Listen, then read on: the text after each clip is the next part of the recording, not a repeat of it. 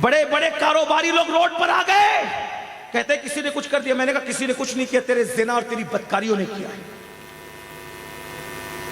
سارا دنیا کا نظام جادوگروں کے ہاتھ میں ہو گیا. سب جادوگر لوگ ہی کر لیں گے، انہی کی چلے گی، شیطانی طاقت ہی چلے گی. قرآن کہتا ہے تمہاری الٹی گنتی کا سبب، تمہاری مصیبتوں کا سبب وما اصابکم من مصیبت فبما کسبت ایدیکم، کہ تم پر جو بھی مصیبت آتی وہ تمہارے عمل کی وجہ سے. رہی بات جادو کی، چٹکیوں میں جادو کٹتا ہے. ہم سے بڑا بھی کسی کے پاس علاج ہے جادو کا؟ میرے نبی نے فرمایا سورہ فلق اور سورہ ناس 7 مرتبہ پڑھ کے دم کر لو، اگر ایمان مضبوط ہے جادو کٹ گیا. سبحان، 1 سیکنڈ میں کٹ گیا. جادو کیا چیز ہے؟ مکڑی کے جالے سے بھی زیادہ کمزور چیز کو جادو کہتے ہیں. آپ کیا ڈرے ہوئے جادو سے؟ ہمیشہ باوضو رہو. اللہ کے رسول فرماتے جو باوضو رہے گا اللہ کے قلعے میں محفوظ رہے گا. جب اللہ کے قلعے میں محفوظ ہو کسی کا جادو تم پہ اثر ہی نہیں کرے گا. لیکن اصل میں گناہ کرنا چھوڑ دو، ساری بات بن جائے. ایک ایسا ہوا نا بابا فرید سرکار، ایک عورت آئی کہا سرکار میری بیٹی کا نکاح شادی ہے، پیسے نہیں ہیں. بابا صاحب نے بولا ٹھیک ہے میں انتظام کر دیتا ہوں. اب بابا صاحب خود کا جس کے پاس گھر نہیں، اب شادی کا انتظام کرنے تو کہا کیسے؟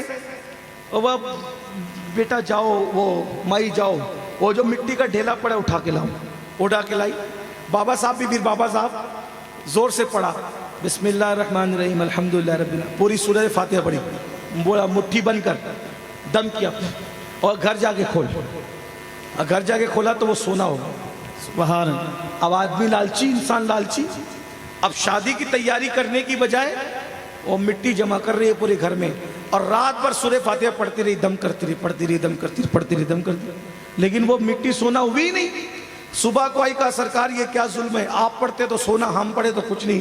فرمایا بیٹا قرآن تو وہی ہے نا، لیکن فرید جیسی زبان بھی تو لانا. سبحان اللہ. جس کو ٹائیفائڈ ہو جائے اس کو شہد کیسا لگتا ہے؟ کیسا لگتا ہے؟ کڑوا. تو شہد کا کوئی قصور ہے؟ شہد تو میٹھا ہی تھا، لیکن کڑوا کیوں لگا؟ کیونکہ تجھے بیماری ہے، جسم کی بیماری ہے تو شہد کڑوا لگتا ہے.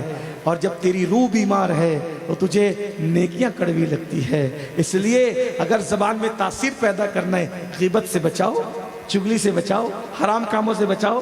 پھر سورہ فاتحہ پڑھ کے دیکھو سورہ فاتحہ کا مزہ کیا ہے. اللہ تعالی ہم سب کو توفیق عطا فرمائے.